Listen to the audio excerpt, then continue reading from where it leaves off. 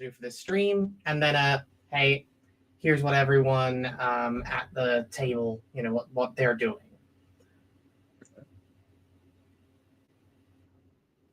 Yep.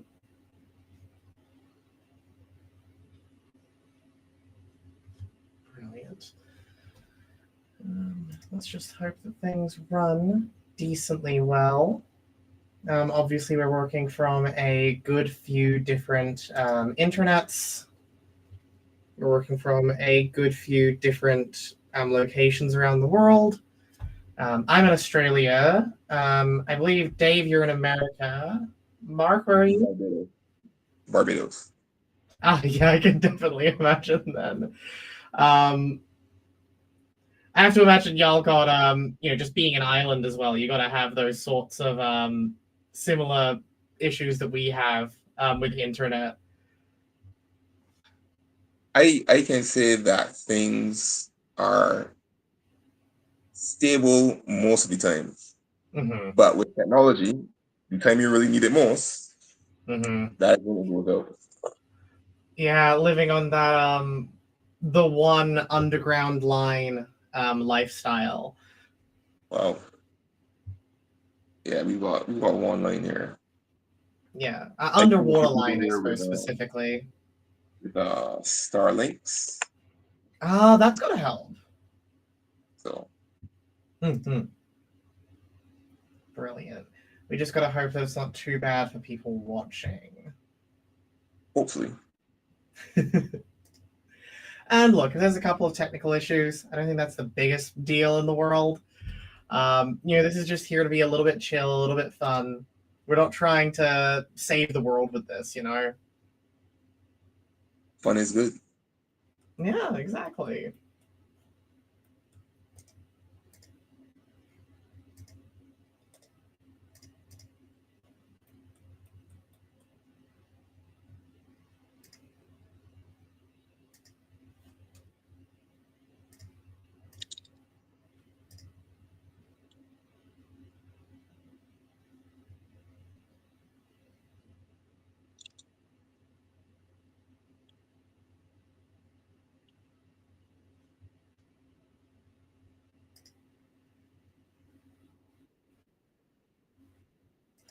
Brilliant. CNC for me as well.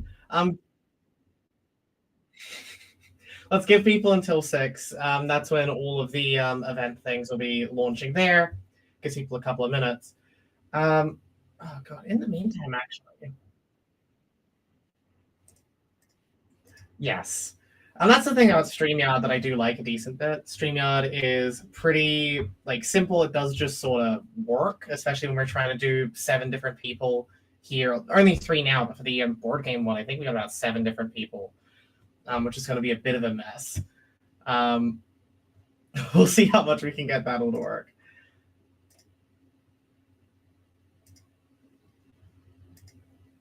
I should also spend this time.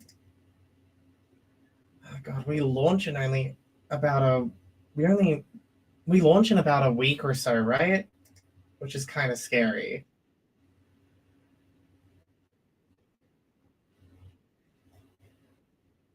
Yeah, I just pushed mine out. Backerkit got me the approval on that, which is fantastic. I got to add images to mine. I'll give you my recommendation as a graphic designer. That's like what my day job is. You can make images. That'll be fine. Even if you just take the title text and you put it into create some interesting title text, that'll do a lot for making your story section read more exciting.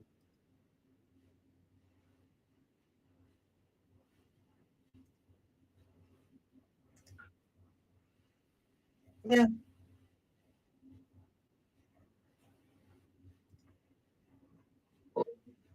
That's fair. Probably good for us to go over when we actually begin what everyone's done before as well, so people know, you've done Ironbound. That's exciting. We did Perfect Draw. I don't know if you've done anything before, Mark? My crowdfunding campaigns were all comics. So this is the first game. Ah, that's exciting. There's still likely to be some people who were very interested in that beforehand that could now be like, that sort of crossover. We are looking pretty good. We've got some really good and interesting stuff on the first page of the actual Pocketopia stuff, so that'll be interesting. Bramble Trek's a little bit scary by comparison. It's outdoing everything by like 4 times. Well, wow, cool. Yeah. Right now, if you go to the coming soon section, I should just post that in our personal chat. You can see a look there. There's some interest that you can see the amount of followers that each of the projects have in order. mm-hmm. And that's pretty fun and interesting. Right. But yeah, Cross Path is doing fantastically. As we sort of expect, they've been an old hat at this for now a bit.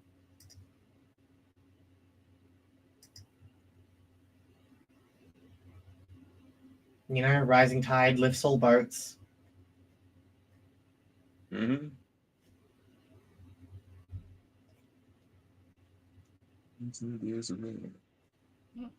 Yeah. I believe we have a couple people in from my community, which is exciting. We'll see how that all leads out. I believe a lot of where this will ideally be most useful, of course, will be from the, I'll upload this to YouTube on my end. We'll upload, I assume, y'all, if you guys have a YouTube channel, feel free to cut the relevant sections and upload that to YouTube as well. Yeah. To y'all's YouTubes. And then we'll have that content up there so everyone can, see that display of the game. Well, all of mine will be on my live tabs, so I keep all my VODs, so. Oh, can you do that? You can. I thought that Twitch automatically deleted them eventually, right? Twitch does. YouTube doesn't, though. Oh, of course. Oh, yeah, because you're streaming onto Twitch. That makes sense. Onto YouTube. I stream on both, so yeah. Ah, I see. That makes sense.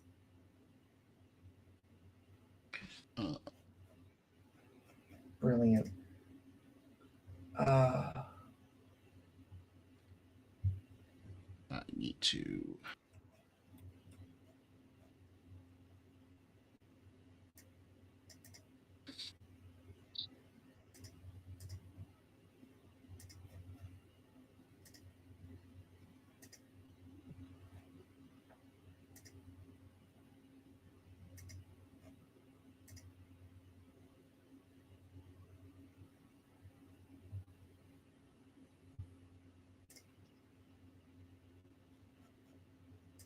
I am sending out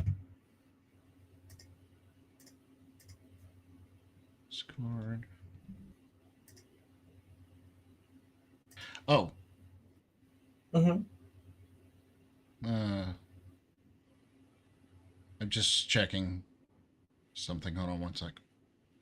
Oh, good. I hope you haven't found out if anything horrible's happened. I hope you haven't found out if anything horrible's happened. No one's gotten into a car crash or anything. No one's gotten into a car crash or anything. Testing. Okay. No, we're good. Brilliant.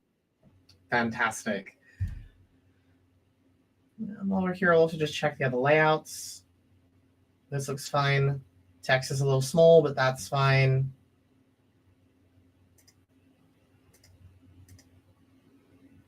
Oh. Yeah, that's my laptop, second place. Oh, yes. But I thought it would add to the stage as a presentation, but it's adding to stage as a person, which is funny in itself. I need to share my screen and I'll add. Yeah. Exactly. Okay. Oops, shoot. Let's make sure that everything's working before we actually begin proper. That looks great. This looks great. This looks great. I wish there was a way to auto adjust in this, but what you're going to do... Oh, hey, everyone. It looks like we've gotten a few more people in, and that's all we need. Oops. did not mean to send that to everyone. Meant to send it just to my people. Ah. I forgot Oh, I was grabbing your chat too. Mm-mm. I've got a very weird little display we can set up here. We're all like looking right at each other. Looks kind of nice. I'll remove the banner maybe actually, so we can actually.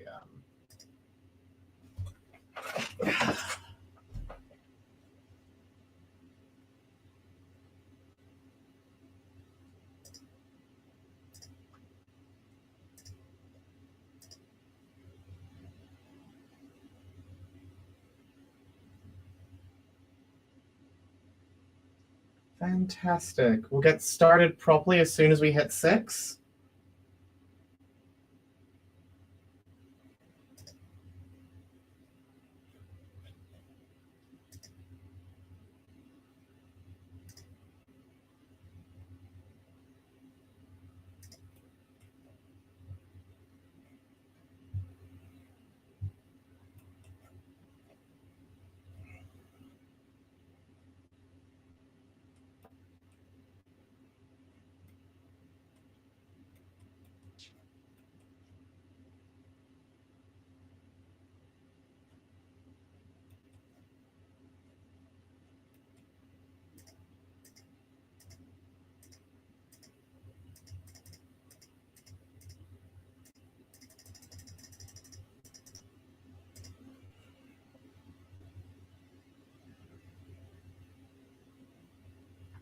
Yes.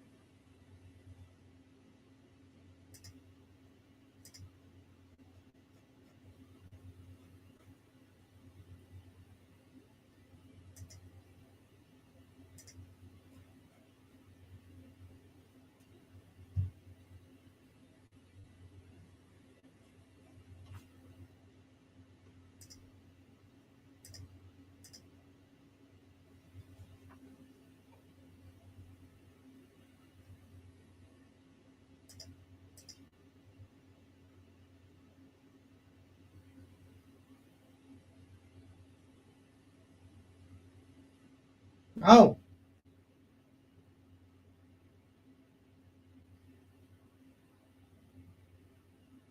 there are now 3 marks in here.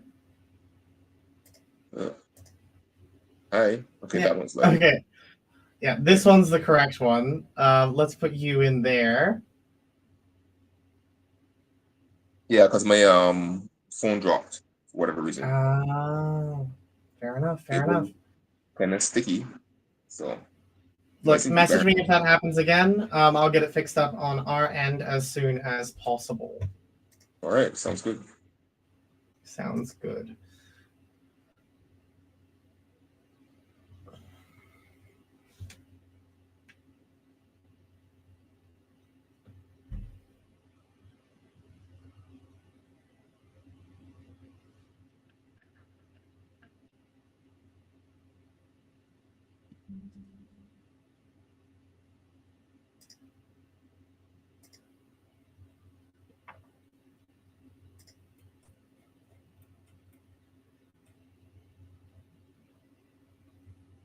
Okay, we've hit 6. I'm good to go if you guys are. Ready to Born go. and ready. Brilliant. Except for that. Wouldn't be a live stream without technical issue. Yeah, well, what happened there is I just banged on my table a little bit, and my webcam just decided to go 7 size backwards. But yeah, welcome everyone. Thank you for making it.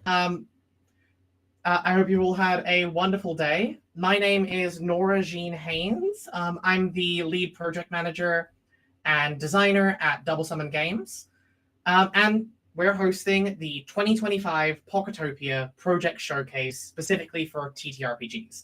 Next week, we'll be doing one for card and board games that are coming out with this project, that are coming out alongside Pocketopia. But for today, we've got myself and 2 other fantastic designers with their projects focused on tabletop role-playing games. And if possible, I'd love if you 2 could introduce yourself, starting with Dave. Excellent. I'm Dave. I'm from Grimwood Games. I've done a whole bunch of things. My last book was Ironbound, which should be released in hopefully this coming month. And now I'm working on a new book that we're gonna bring to Pocketopia, so I'm excited to share it. Called Plaguebound. Exciting. And Mark. Hi, everyone. So Mark, we've done two other crowdfunding campaigns. My day job is I am the founder of the Caribbean's first mobile publishing and distribution platform for comics called All We Comics. And we've run two campaigns for that successfully. This is our first game campaign for Monsters and Myths, and I'm looking forward to it. Yeah, absolutely. Myself, our projects historically, we do a lot of fandom and genre-based projects in the TTRPG space. Most recently, we released Perfect Draw, which is a card game anime TTRPG. And then after that, we're now working on Despair Dilemma, which is a very death game, very Danganronpa TTRPG. Speaking of which, we can actually get straight into it. The plan for this stream is each of us are going to spend a bit showcasing these projects so that you, if you're interested, can find out what you can actually play and what you can actually get into with Pocketopia and what these projects look like. I will start, if there's no issues, with Despair Dilemma. I'll take that as a no. As a yes, I suppose. Go ahead. Yeah. So Despair Dilemma's core pitch is that you are going to take control of not just the characters, but actually the masterminds of a death game. If you've played anything like Danganronpa or Zero Escape, or more recently watched Squid Game, or some of its other perfunctories, Alice in Borderland and so forth, then you know the basic idea of a death game. A bunch of characters, a bunch of people are forced into a life or death experience. Usually this means something like having to complete challenges to be able to survive, or having to argue, having to deal with trials. And the way that we've represented that is that each character is going to take control of one of 8 different plot books. These act as your class effectively and guide the story. We have 4 in the demo kit, which we've actually released for free. You can check it out on itch. We have links in our teaser page, which are the Massacre's Edge. This one's all about getting a bunch of deaths to happen. People die. You want more people to die. You create motives for people to want to kill each other. The Detective's Trial. This one's all about introducing a detective character to the game. In this case, that means someone who comes in, when someone dies, they try to solve that mystery, and then they hold a trial with a denouement to be able to find out who has actually caused the death and to punish that person. Then we have the Traitor's Sabotage. This is your this is your Among Us role, to put it in the silliest way possible. The Traitor's Sabotage picks a character among your characters and then secretly notes them down.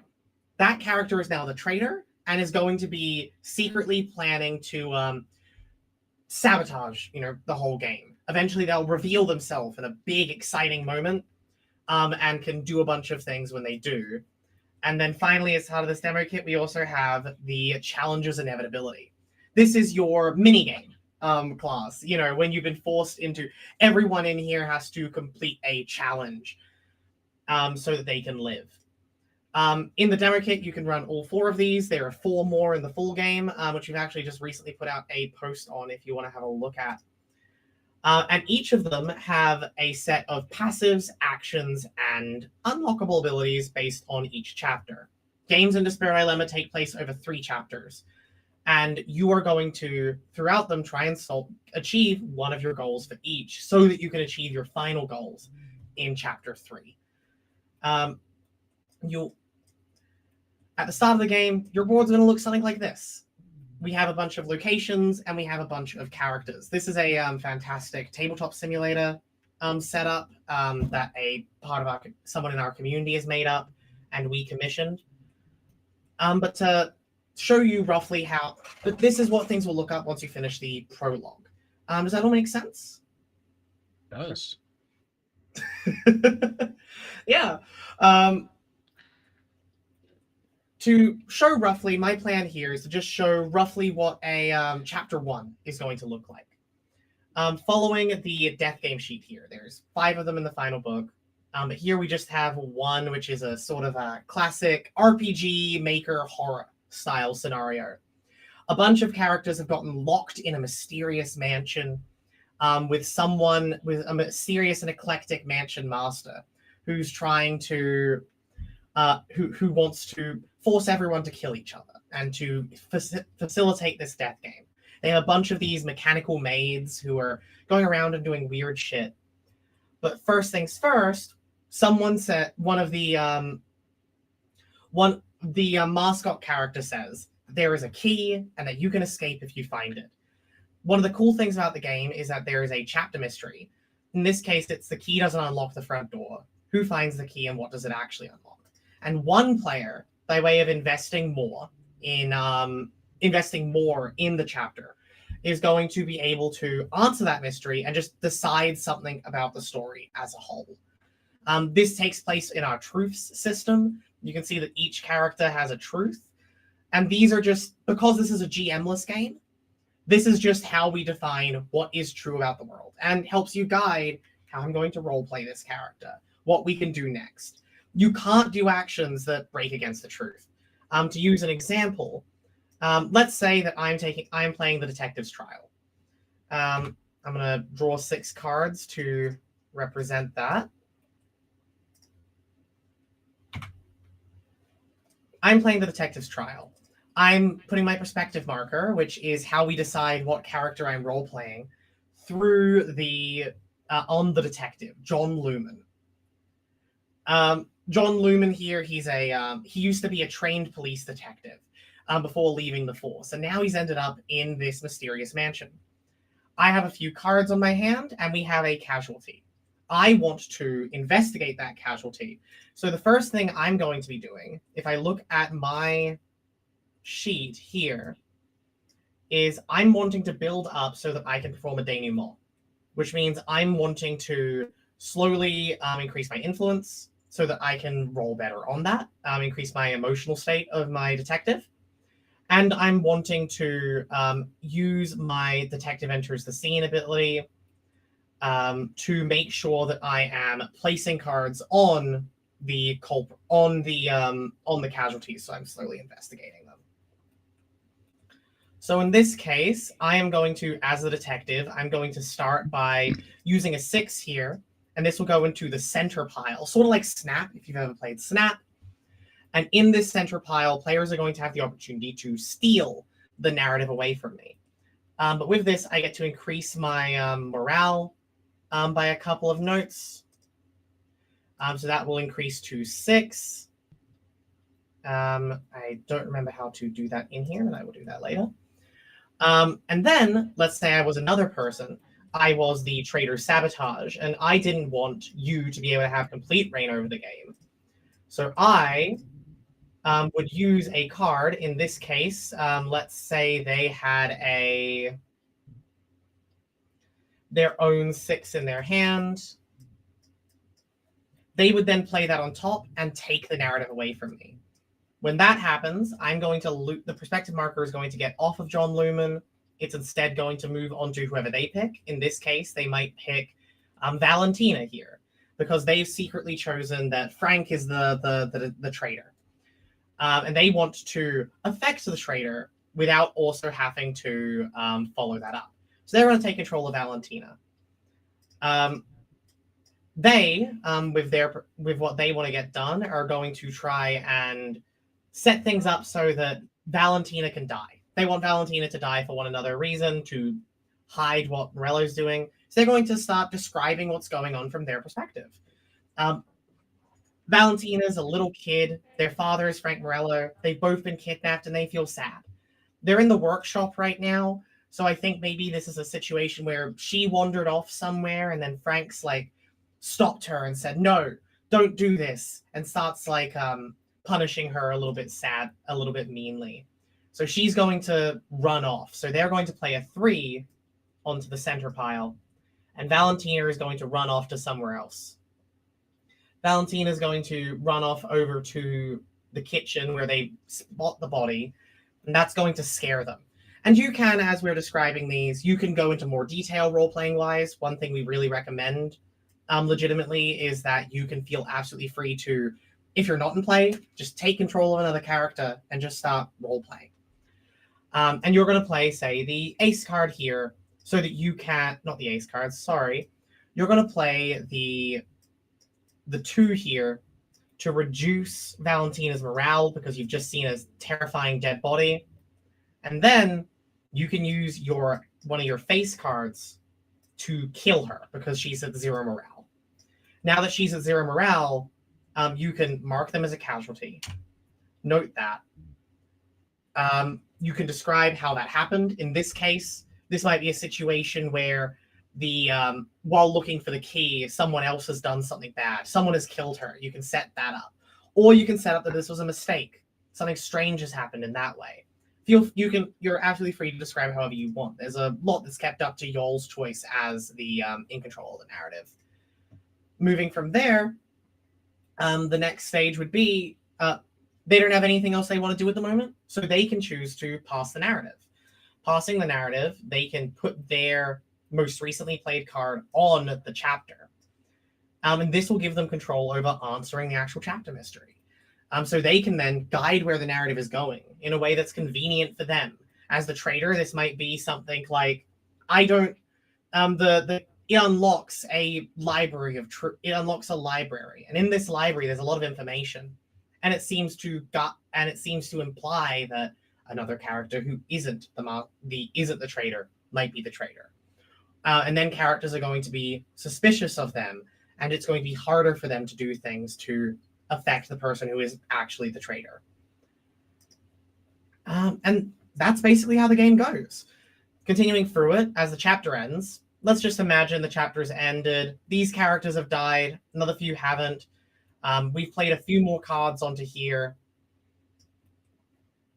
And then the chapter ends. This can happen at any time when everyone's used their cards in hand, when everyone's had at least one go, and then someone decides that it's appropriate. At the end of the chapter, everyone's going to do 2 things. First thing, the person who had the most investment on the chapter mystery, in this case, it would be the trader, gets to answer the chapter mystery, as we mentioned.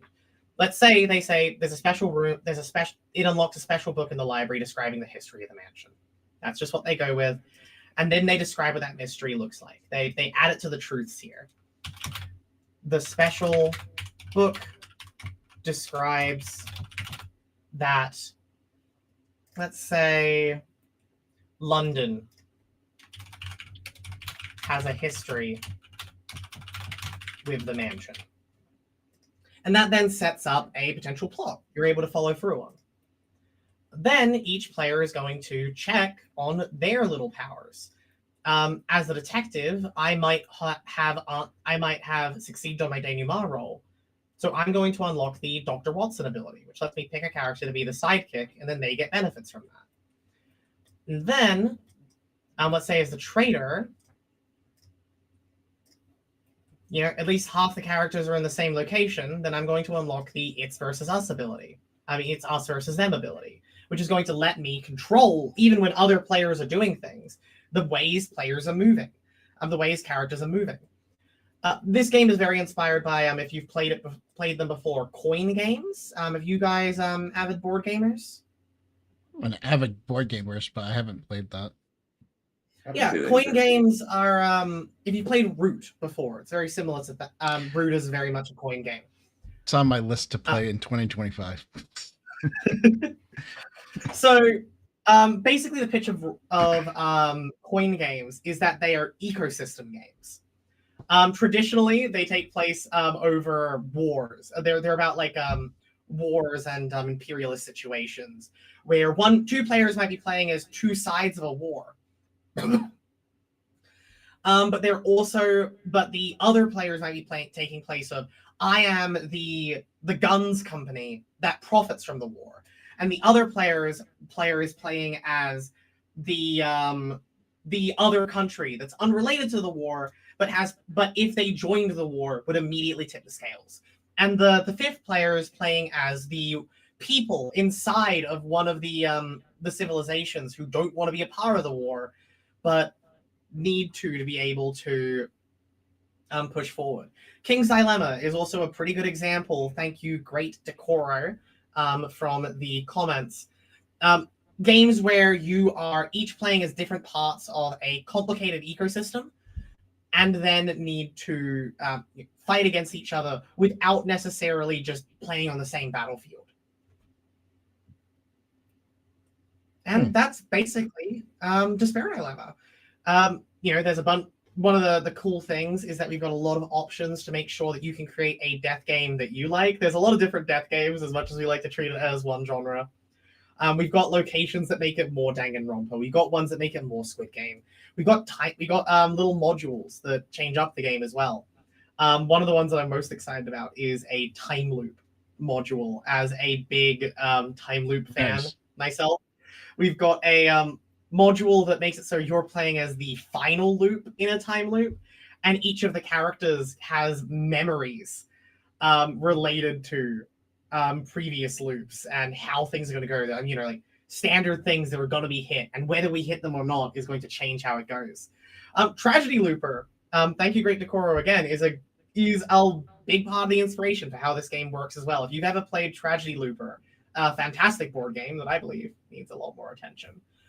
The ways that characters are playing on the board and you're controlling them and manipulating them like this is very much inspired by Tragedy Looper, but with a more role-playing sense. You're getting in the minds of these characters, you're role-playing them, you're making a visual novel with your friends, is the intention and the play patterns, and we've been enjoying it greatly. Very interesting. Yeah. I like the mechanic structure. It's nice. Thank you. And speaking of nice mechanical structures, I'll actually take this as the chance to move on to your presentation in a similar style, Dave. Sure. All right. So Plaguebound is a little bit more traditional RPG. It's what I like to call.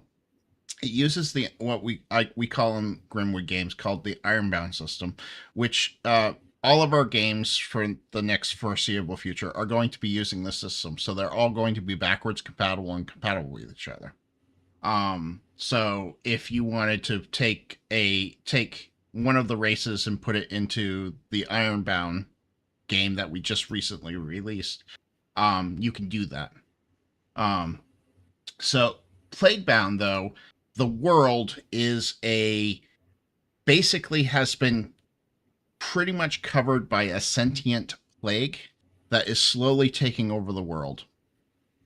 You play as heroes who have to live in this world, whether you have a whole separate story or you're going to actually try to face the plague and solve the plague.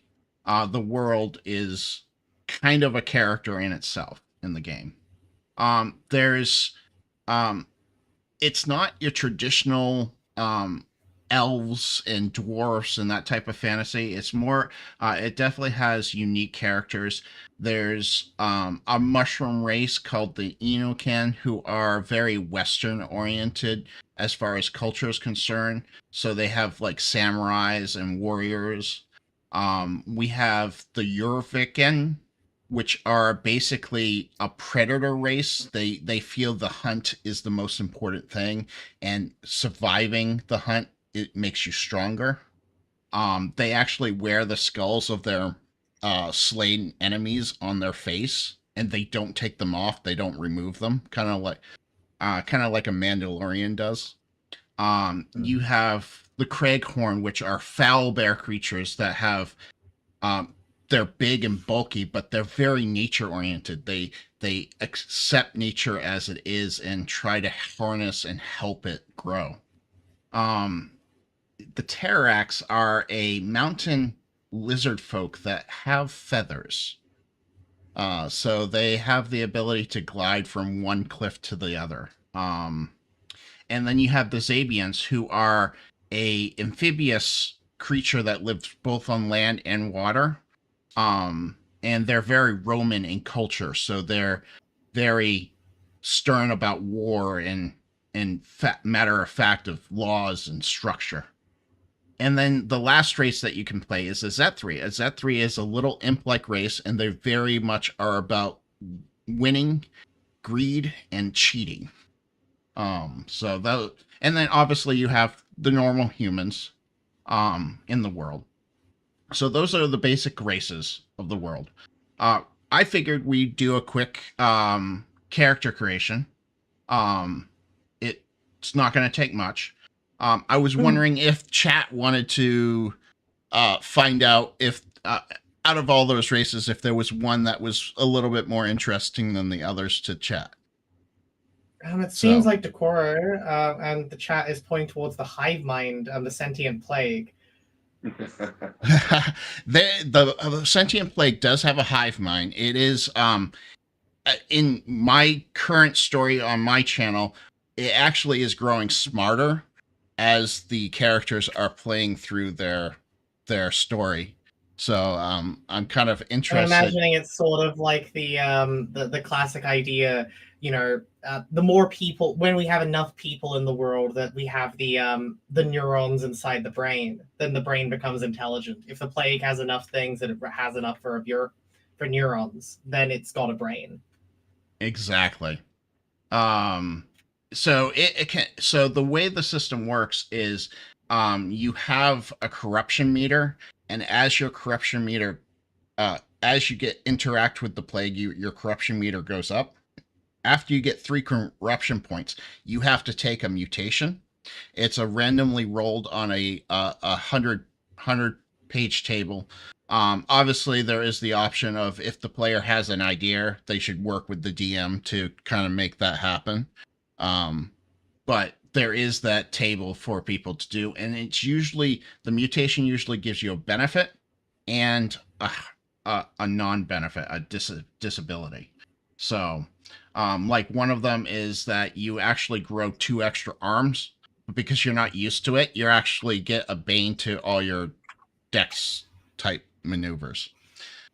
That being said, let's quickly create something. I'm going to create a Craghorn because they're one of my favorite races. Because okay. I just like owlbears. And they're very much based off the owlbear type race. That one's a little bit more aggressive than I like. And you know what? We'll do a Berserker class because that's a little bit easier. We'll do like a Berserker type race.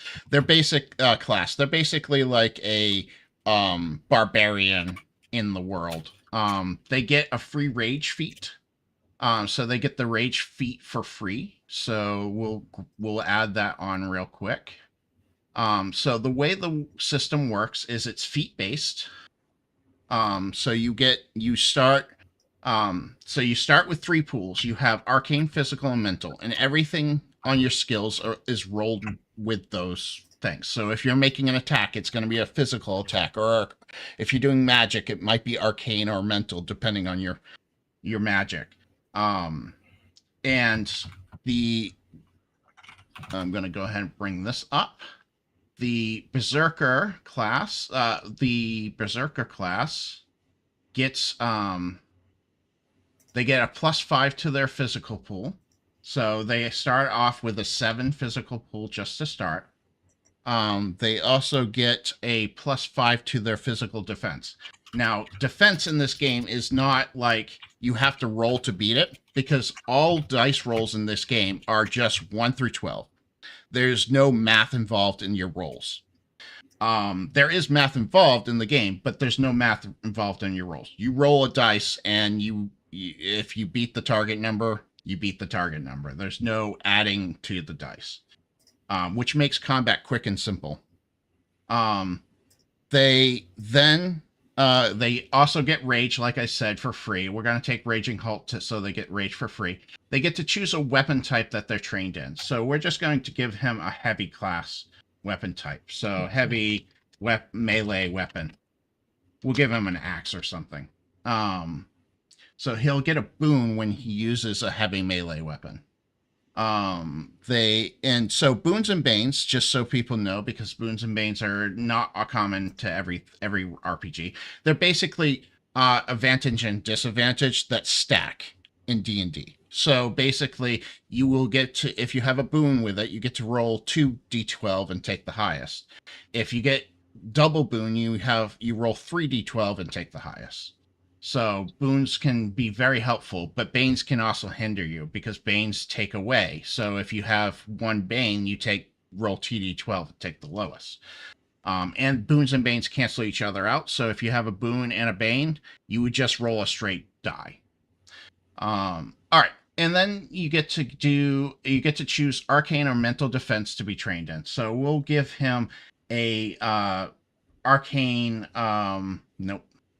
We'll give him an arcane item.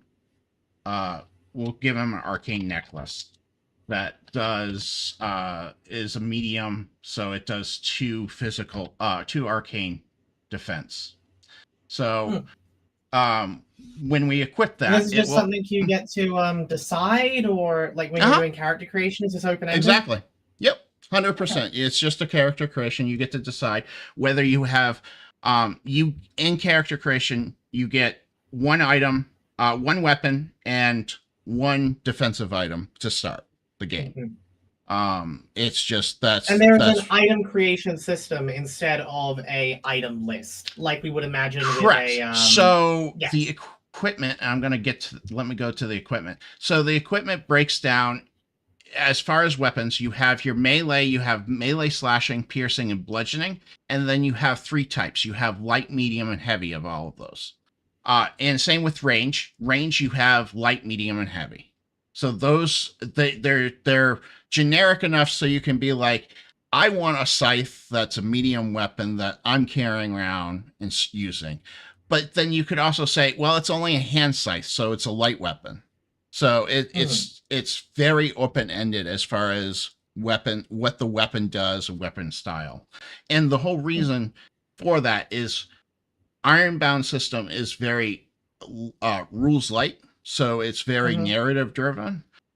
So you have to actually I'll jump on that actually, as you were noting, because one of the questions we just got in my Discord community, we're streaming this on there as well, in the Double Summon Games Discord community, was what separates the Ironbound system, and Plaguebound specifically, from one of many, many fantasy tabletop role-playing games in the D&D, in the D20 milieu?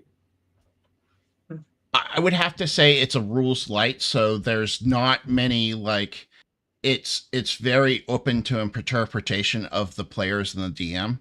So if you were to have a situation where example, you have a barbarian that wants to slam down a door, or you want a barbarian that unlocks the door.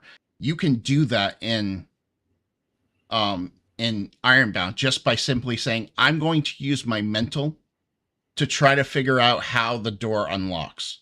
And then you roll a mental check instead of rolling a physical check to break down the door.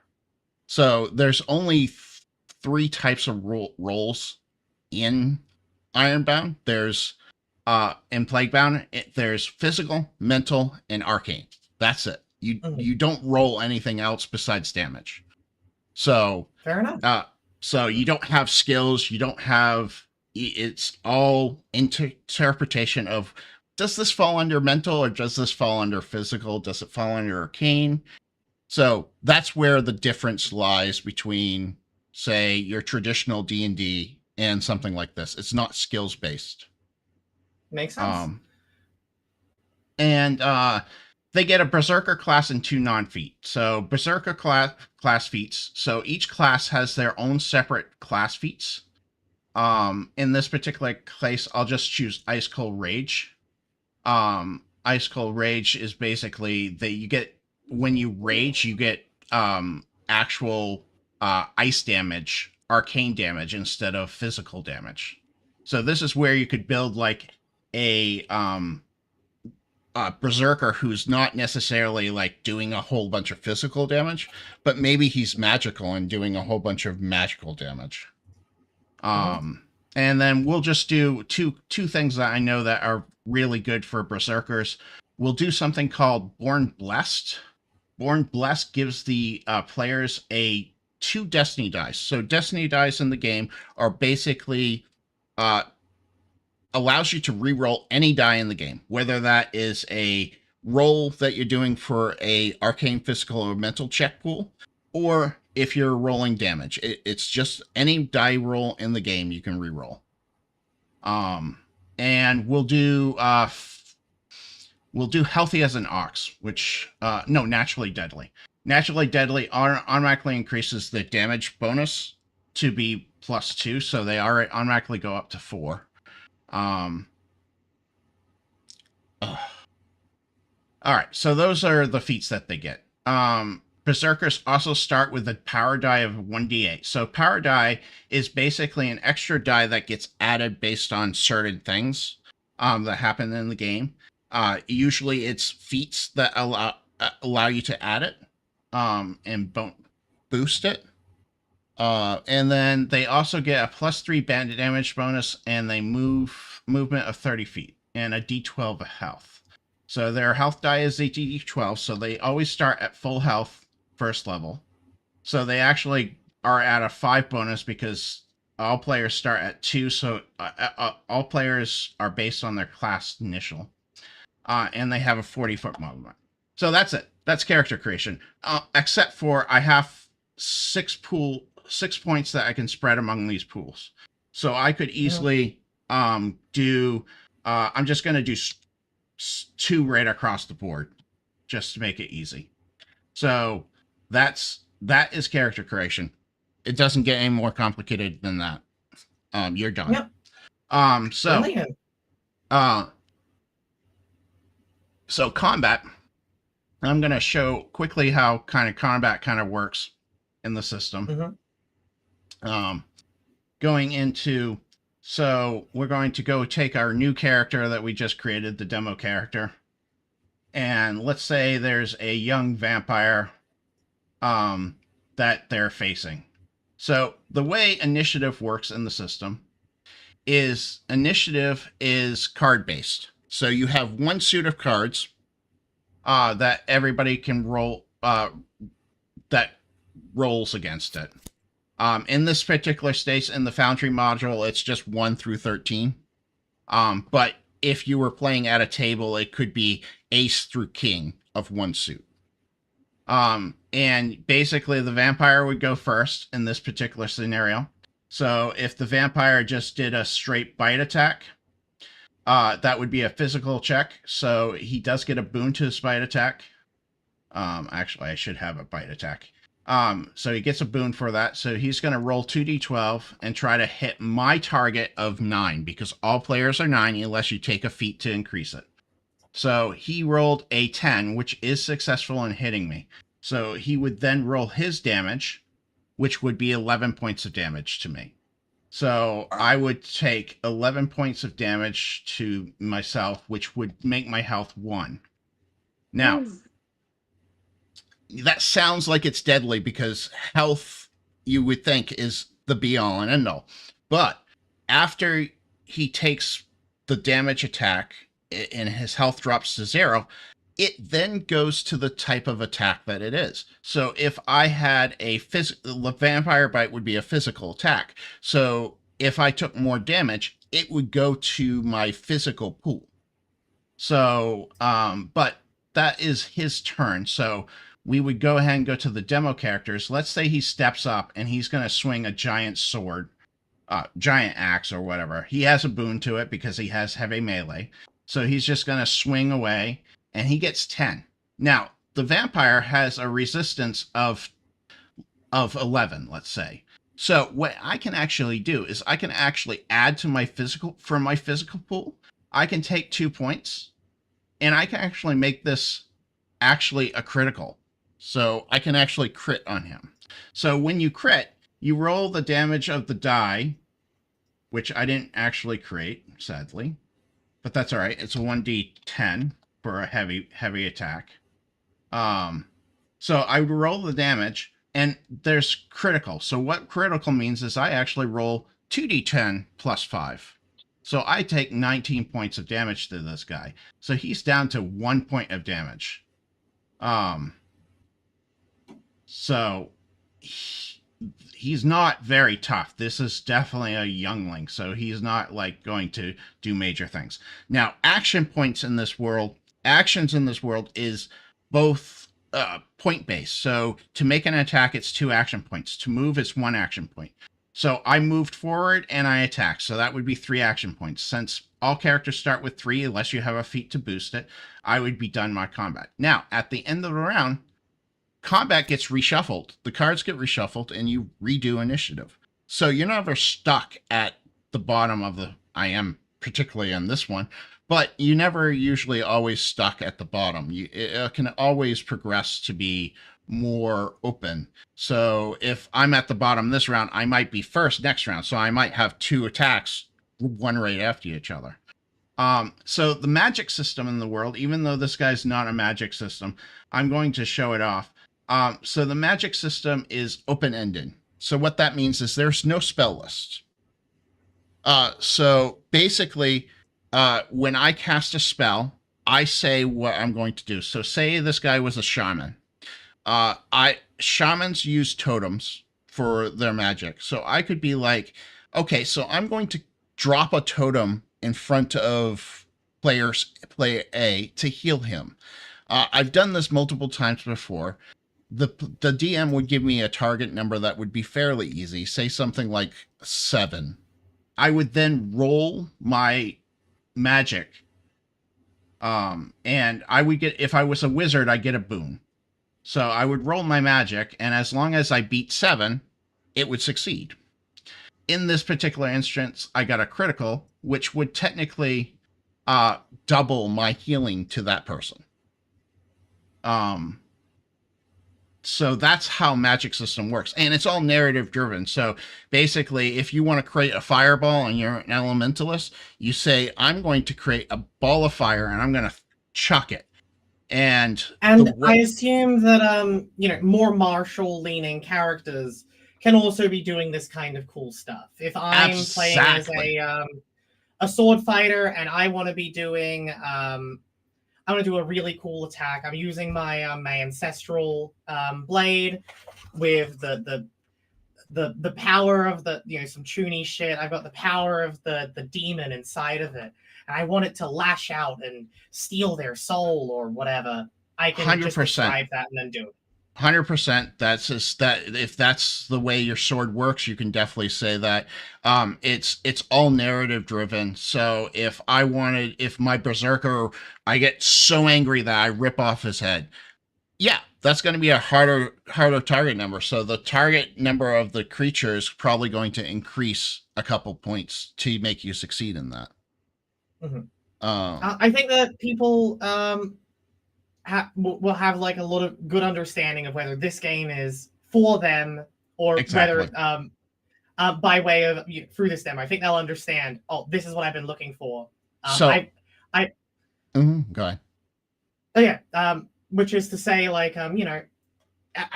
you got an interesting. You've made a mark in where on your spectrum between, say, a D&D and a Fate you actually are positioning yourself. Yep. Yeah. Definitely. And if that's all. Yeah, that's it. Go ahead. Yeah, and if that's all good, I'm gonna move over to Mark. I'm actually really excited to see this project. This is Monsters at, is it Monster and Myth or Monsters and Myth? Monsters and Myths. Brilliant. So you're doing, it's a Caribbean folklore-based TTRPG, and I'm really excited to see what you've done with that. All right. Welcome, everyone.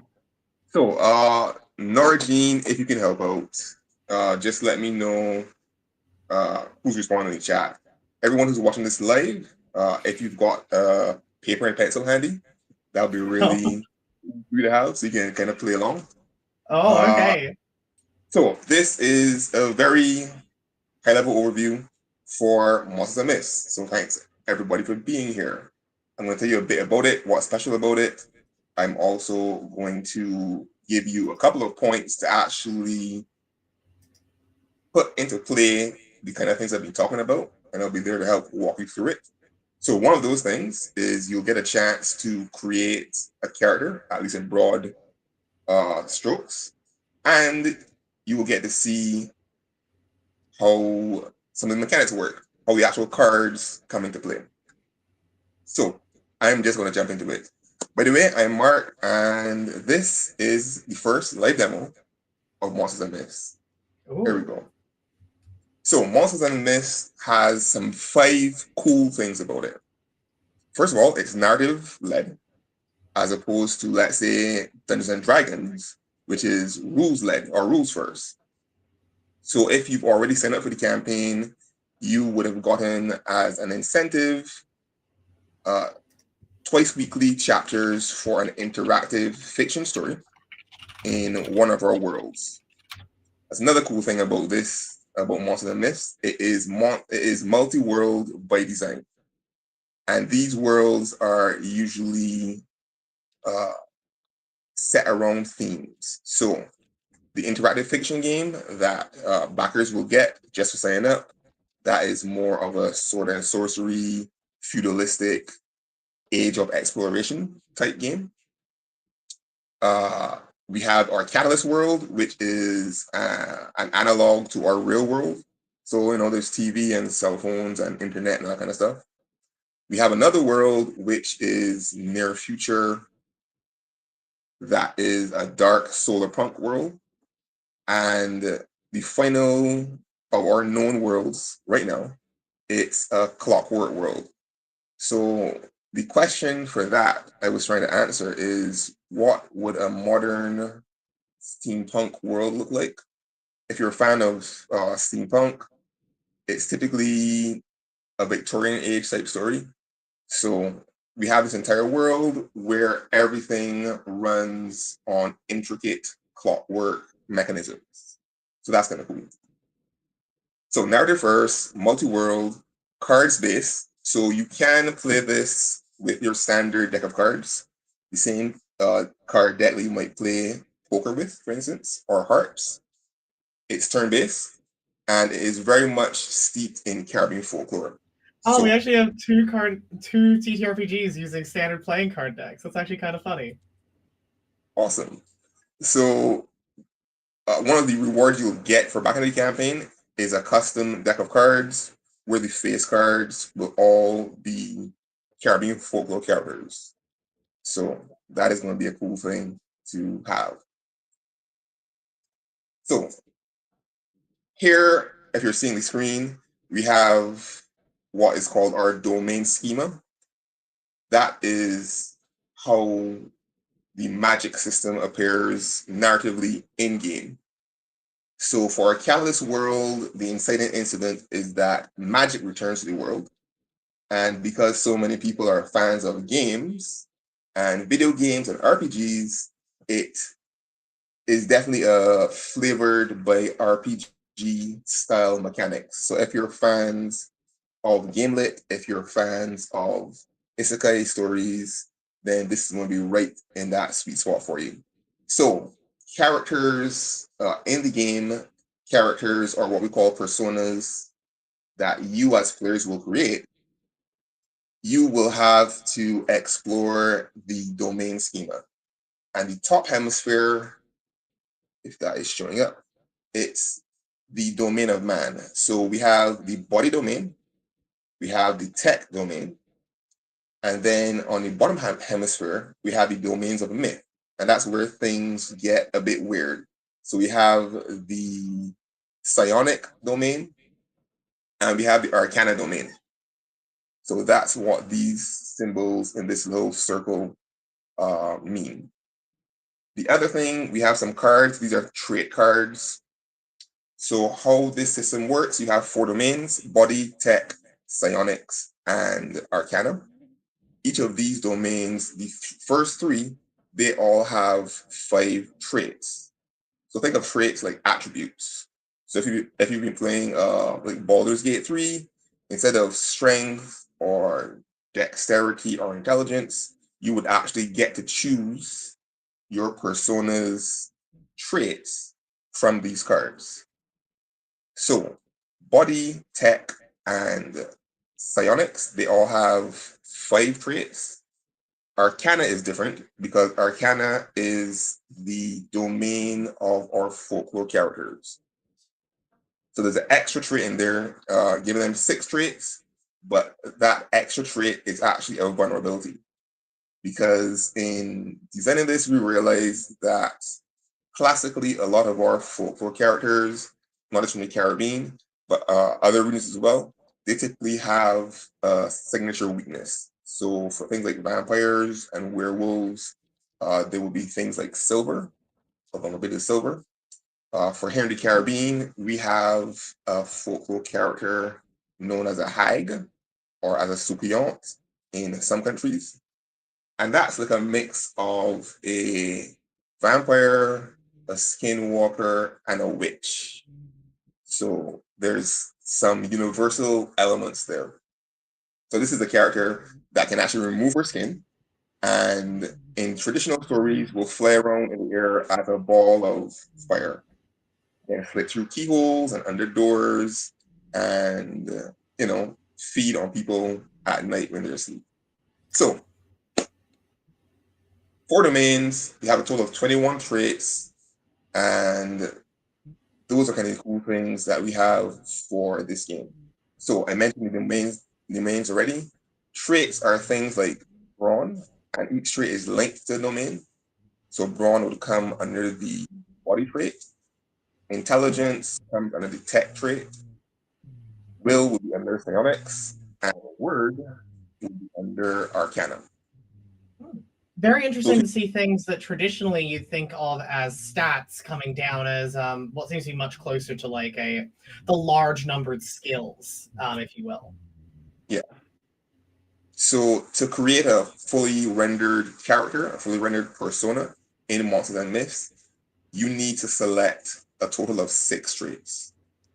So you will have to do some mix and matching. So for instance, you can have a character that has all 5 of body, for instance, but then you will still need the 6th trait from one of the other domains. So you've got a lot of flexibility in terms of your character creation. Added to traits to give a bit of a framework in your character creation will be things called persona titles or types. And simply, this is think of it like a preset of how many traits your mix and match. So you can pick your traits for your persona as you like, or you can go according to the persona title. So Monolith, for instance, would be a title that has 5 traits from a single domain, and then 1 from any other. So again, you can have 4 people playing in an adventure module, and each person's character is going to be different based on how they want to play and the traits from the domains that they choose. In terms of skills, we've got a barrel of skills, lots of skills, enough skills, almost 200 unique skills for this game. And here's the flow. So we have from domains lead to traits lead to skills. Each.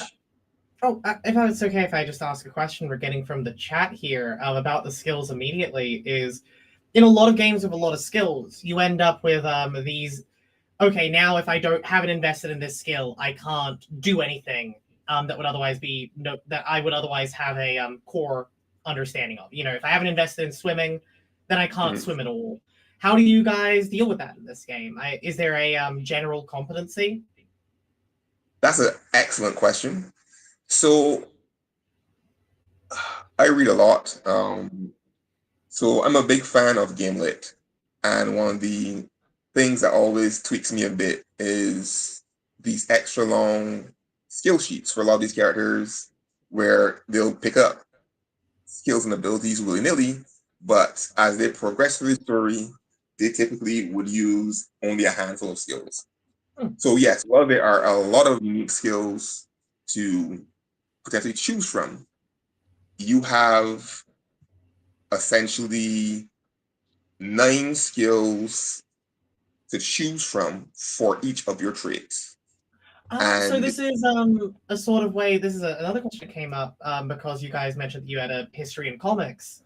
But this is one of the ways that you guys' experience as comic book writers has very much inspired how you've made this game. Yes, definitely.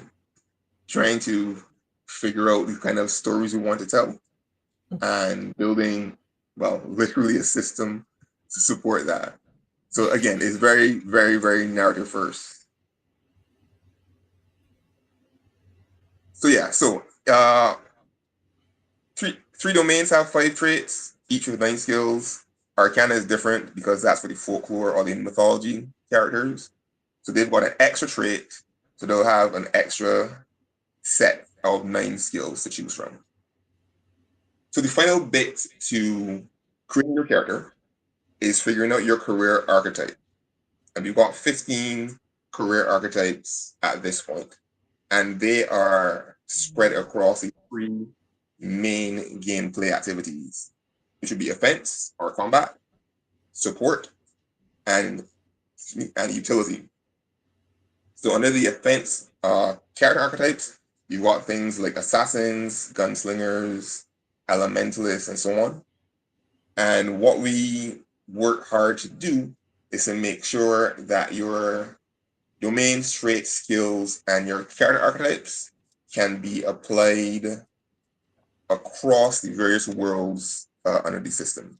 So you mentioned before that there was a lot of isekai inspiration, for example, and this feels very similar to that, where you've got your very MMO-ish sounding character archetypes. So I think of like Final Fantasy 14. You're describing like the 3 different ways that people play those sorts of games. Yeah, but the cool thing is, even if you were to pick, say, for example, a more support character, like a griot, which is a storyteller, you might think, oh, they are going to be super extra squishy and will have no fighting ability or offensive abilities. For your skills, they're actually arranged in slots. So you have a total of 6 slots. So for the question earlier, you will only have 6, let's say, active skills out of a possible 18 at any one time. Now, one of the things we want to have our backers help us figure out is, do we just want to only have 6 skills, or do we have something like a kit? So you have 6 skills, but 3 different skill kits, kind of. So that's going to be I have experience as an assassin. Here's the 3 skills I get from that type thing. Yeah. So for offense type characters, they're going to have 3 offensive skills, 2 utility skills, and 1 support skill.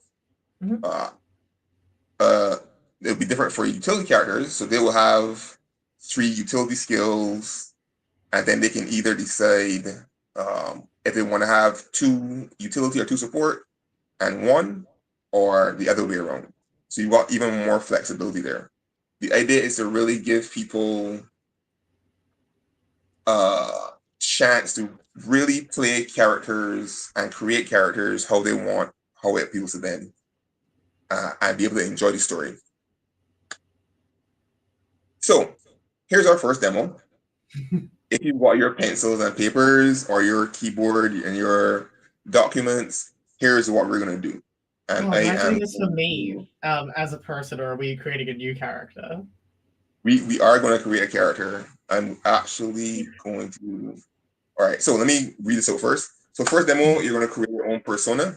So you need to pick 6 traits. You need, and I'll switch tabs so you can see the card draw mechanic. Yeah. And identify your persona title. So people don't scratch their heads too much. So the domains are body, tech, psionics, and arcana. And again, you can only have a total of 6 traits. So these might be a bit fine. So things like, can I make this bigger? Can I? I can make it bigger on the screen here. Oh, excellent, thank you. So hopefully people don't strain their eyes too much. So the trait cards are all color coded. So body traits will be green. Tech will be this bluish tealish color.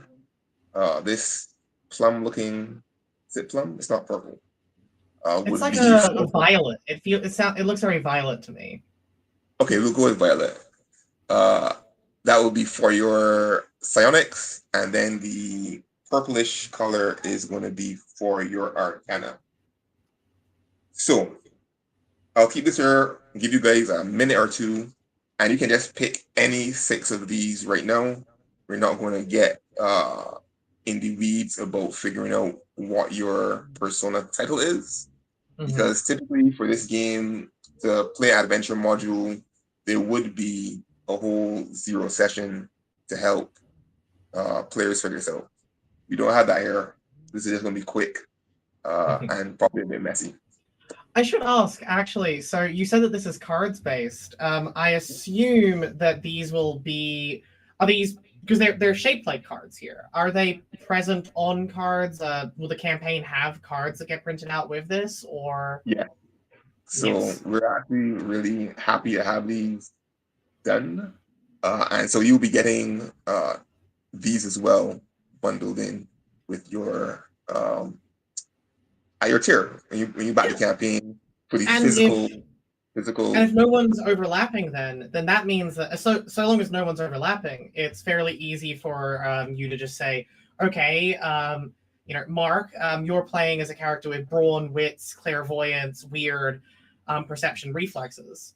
Here's those cards. I'm going with a character with vitality, intelligence, kismet, intuition, and essence. So I'll take those cards, and then I just have them on me, assumably with the core playing card deck you mentioned. Yeah. You can use those at the same time, and that sounds, you can keep those in your same hand. That sounds pretty useful. Yeah, it is.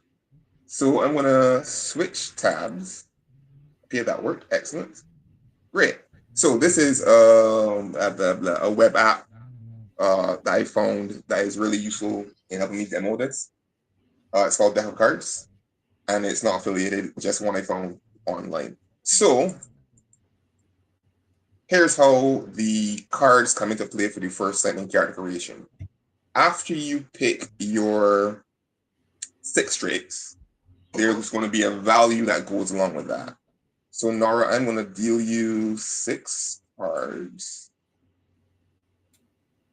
So this uses the numbered cards, 1, 2, 3, 4, 5, and one more. So if we do draw a face card, we'll just ditch that and give you a new one. So what happens here is that this adds a value to each of your traits. And when all 6 of those values are added together, they will give you your potential score. And that's literally the potential your persona is capable of in the game. And because we use a skill progression system, as you go through adventures, even if you do training, you would be able to increase your rank and eventually increase your tier. And there are 4 tiers, so tier 1 even though you're having a bit of a randomized start, you're still going to have you're going to even out with the other players pretty quickly, or find your niches pretty quickly. Yeah, you're gonna be literally be able to find your space in the world. So these 6 cards are your cards, Nora. So here we go. We've got a 3, and the suit doesn't matter at this point. It's just the number. So 3, and you can assign these however you like. Brilliant. So if you have Kismet, for example, you could decide to make it a 3. That's at you. They have a 10. So 10, because these are the numbered cards, 10 would be the highest possible draw you will get here. Oh, fair enough. So I could make one thing very, very good. In this case, I'm imagining a character whose main thing is that they're extremely hard to kill. You know, your classic your unbreakable wall type character. And in those cases, I would probably give it to that. Yeah. So you pulled a face card, so we'll just ditch that and give you another one. Is it a face card? Nope. Mhm. You got an 8. So 3, 10, 8. Another face card. And while we're doing this, Seven. what would you do if someone drew really, really badly? Because theoretically, there is the potential for someone to draw 3 aces, like 4 aces, and 2 twos. What happens there? So the count is from 2 to 10. So the aces wouldn't count. We see the aces as face cards. So you do have one redraw option, and you can pick your worst card. At this point, we haven't included like a total, toss in your hand and redraw, but you do get the chance to draw one card of your choice. And that'll come in playtesting. I actually need to go to the bathroom for a real bit, but you keep going. So we've got 4 Nora, 3, 10, 8, 7, 4, and 9. Where's my calculator? Let's do some quick math here.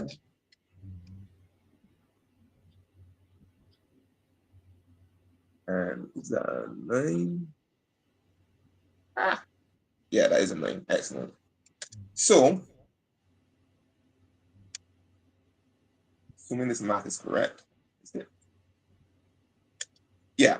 So, Nora's character would have a potential score of 41.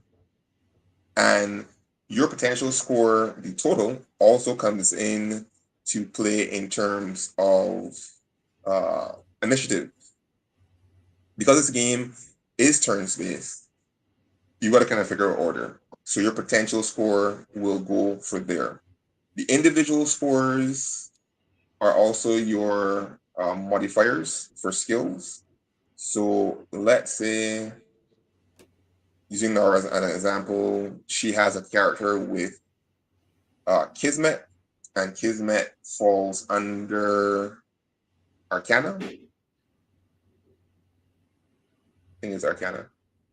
Excuse me, I'm tired. But yeah, so all of her Kismet skill with her modifier will be 10. So then if there's a skill check requiring that, it would start at the 10, and then for something, let's say she was using a combat skill tied to that trait. So 10 would be the modifier, and then there would be card draw. So that would be 10 plus 6 is 16. And that would go towards that score, whether that score succeeds. So we'll get into that in a bit later. All right, so where were we? I believe we were just through the we just revealed all the numbers. We'd assign them to our stats, and the next step, I assume, is the skills. Yeah. So we're not going to get into skills here. We don't have these skills cards to show you. But basically how that would work is the 3 broad game activities, as mentioned, would be offense or combat. And attacks are automatic hits in combat. You would have utility, so things like exploration. So you would, as your persona, get a chance to explore the game world, whether that is your career archetype or not. So things like discovering hidden areas, delving underground, those are all the cool exploratory bits that you can do as well. And I'll talk about how those mechanics work in a bit. And the final part is choosing your, share this time instead. Here you go. Right, choosing your career archetype. So do you want to be an offensive archetype? Do you want to be more utility? Do you want to be more of a support? I feel like based on what I saw before, Chimera looks interesting, and it's a very interesting name. How does that affect my? Is there like effects tied to these careers? Definite effects, no. We do have status effects and debuffs and buffs planned, but we're waiting for more playtesting to decide if that's something people want at this point. We're definitely taking an iterative approach to Monsters and Myths. So I we're think not that's the best, packaging especially with everything a in. crowdfunding campaign. You're going to get a lot of people who are interested in the core idea. Caribbean storytelling and finding out what they love is a really good place to go. Yeah.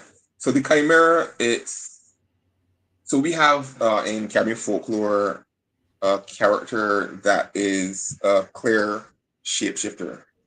Mm-hmm. Sorry, I'm a little tired. So It's okay. But basically this character, Lugaroo or Loup-garou. There's some French influences there.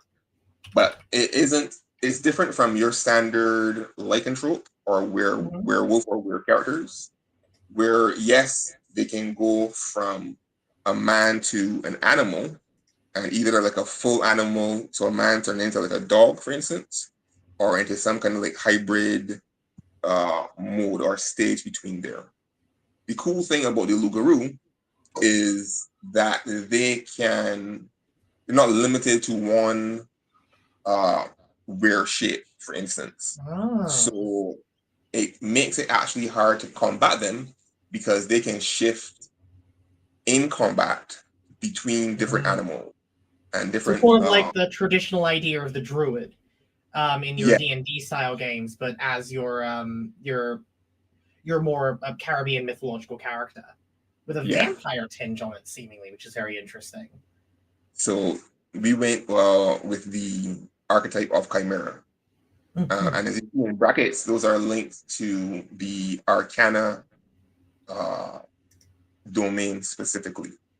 So it's possible to have Chimera, for instance, or Elementalist as your career archetype, but you'll get a lot more functionality if you have.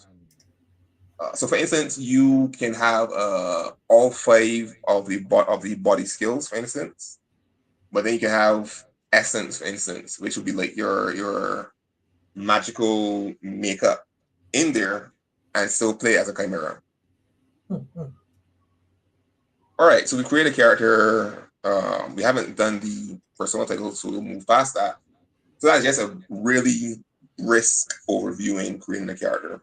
And yes, there'll be character sheets that will be available as part of the campaign and going forward. Let's talk about mechanics. So we got 3 core mechanics. I mentioned potential score. So that would be the sum of your trait values from the card draw that we did earlier. And again, that determines turn order. And the individual value for each trait would also count as a skill modifier as well. We have card-based action, action resolution, and we have a tiered card draw system. So, combat or offense, this is first up. This is literally how it works. It's really this simple. You draw a card from your deck of playing cards, and you would add the card value. So that would be the numbered cards. There would be additional values for face cards from Jack, Queen, King, and Ace, which would be highest of our face cards. And then you would add your skill modifier. So because traits are linked to skills, body, for instance, let's say brawn would have a particular set of skills for that. So the value for your brawn score would count as a skill modifier for any of those brawn skills that you have selected. And I assume a lot of combat would be about the GM creating problems that can't just be solved by as simple as dealing damage with your big I do damage stat, but having to use different stats that solve problems in weirder and different ways. Yes, exactly. You're spot on, Nara. So we have, because this is a multi-world type game, some of the adventure modules would be DM or GM less. So it's up to the group of players to decide what happens. And each adventure module will have suggestions and recommendations to make that easier. Other adventure modules would be more of the traditional GM experience, GM-led experience, and your GM will cackle in the darkness as he plans terrible, terrible things for your characters, or she plans. So, action resolution, draw a card, add the card value to your skill modifier, and boom, damage. So in combat is turn-based, and attacks automatically hit as well. For social interaction, which is another element of the game, another activity type, same thing. You draw a card, you add the card value to your skill modifier, and if it is higher, you will succeed. So let's say you are playing as a diplomat and you must lead negotiations between two rival factions, and one wants to shoot everybody and, you know, go to war, and the other doesn't. How that works out is going to depend on your social skills and how the cards draw in your favor. Fascinating. Same mechanic. We're keeping it really simple for exploration. So let's say your GM says there's a chance for you to uncover, you know, something that's hidden. Draw a card. You add that card value to your skill modifier, assuming you have exploration or utility type skills. And if your total cards is higher than the tiered card draw, then again, success. And I'll talk about the tiered card draw as well. So we're also looking to implement crafting in this game, where you get to craft your own items. There will be a recipe list. So think of it like making cookies. And you can go through the game world and find your ingredients, these various elements, and you will modify it. You will put them together. Some skills are oriented. Very MMO again. This reminds me a lot of how you'll have your mercantile classes, secondary mercantile classes in a lot of MMOs. Yeah. I could do a whole video, a whole demo on crafting alone. It's a bit more to it, but the basic action resolution still applies. So here is your second live demo. We're gonna do three things: a combat drill. We're gonna do an exploration test, and we are gonna do a social trial. We will have to be a little quick on that. We are running low on time. All right, so we'll get through one, and we will do a combat test. So let's shuffle again. Nora, if you'll be so kind, we'll use you as our demonstrator. Sounds great. So tiered card draws, simply put, it's by tiers. So if you're tier 1, a rank noob, it will be 1 card draw. If you are rank 2, 2 cards, and so on up to 4. So difficulty level for this is going to be 6. So let's discard these over here. And this is combat. What are your combats?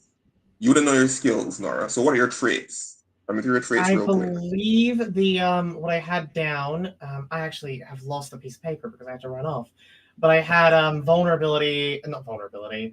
I had endurance, kismet. I don't think I actually picked any that were too combat focused. So I'm gonna go with the toughness one, probably being the most related. You know, holding it out.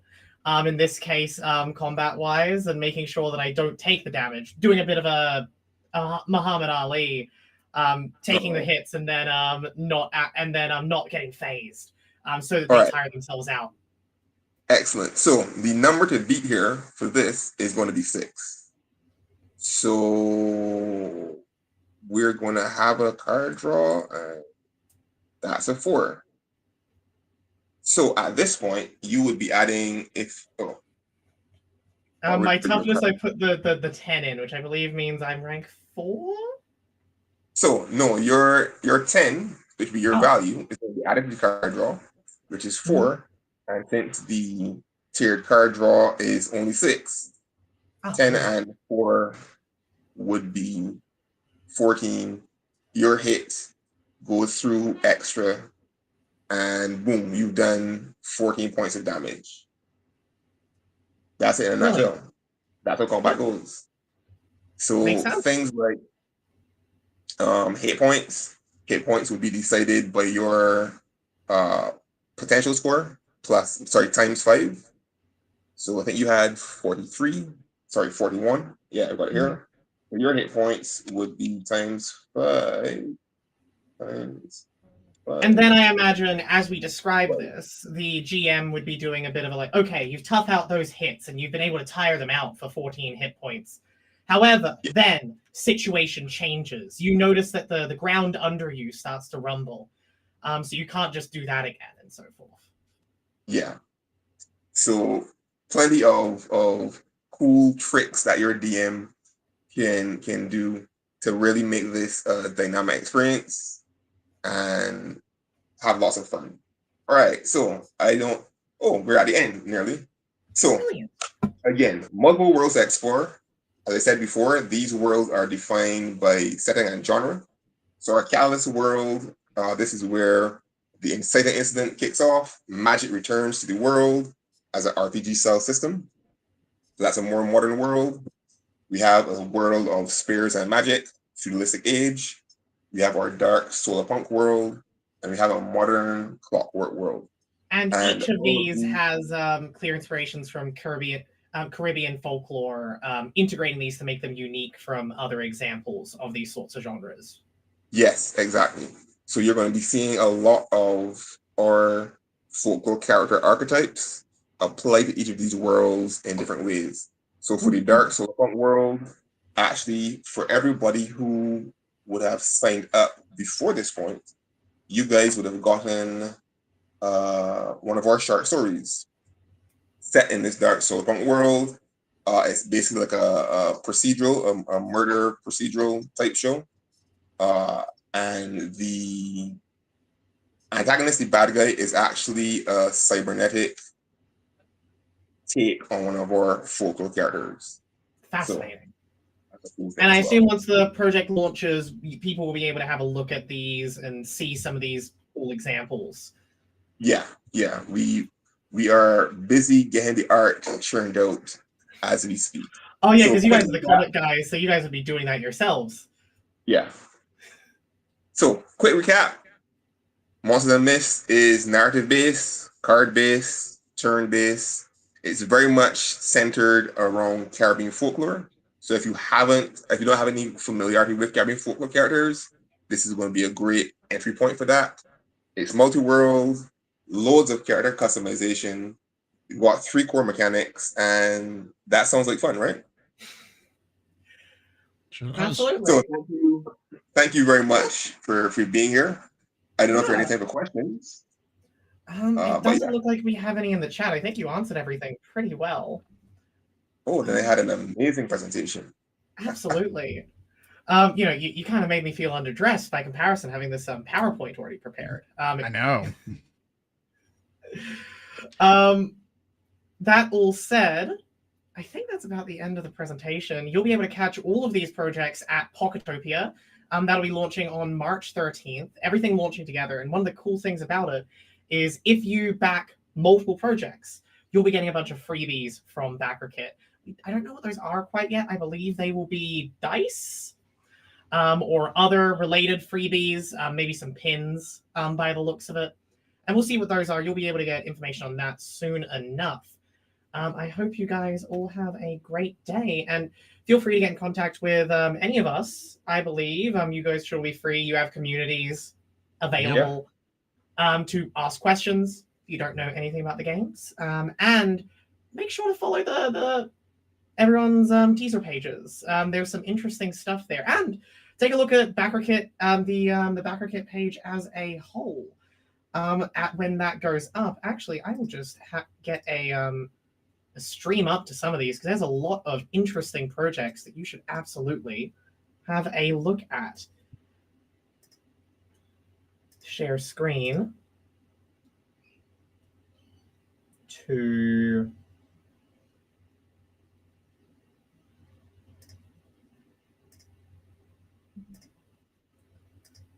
Here we go. There's a lot of interesting projects coming in this Backerkit that you should absolutely just go through this page, have a look. Because if you back about a few of these at once, you're going to get some interesting freebies.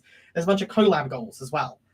Bramble Trek's doing fantastically. Obviously, there's Spirit Dilemma, My Heart and Joy. And there's a bunch of fascinating projects down here. Next week, we'll be doing board and card games, having a look at about 5 projects for board and card games here. And then later on, we'll be doing other streams as things go. I think at some point, we'll be planning to do a just focused on Despair Dilemma playthrough featuring some other people from the community. Thank you all so much for coming and meeting with us. I hope you have a great day. Thanks for hosting, Nora. See ya. You've been great, Nora. Thank you.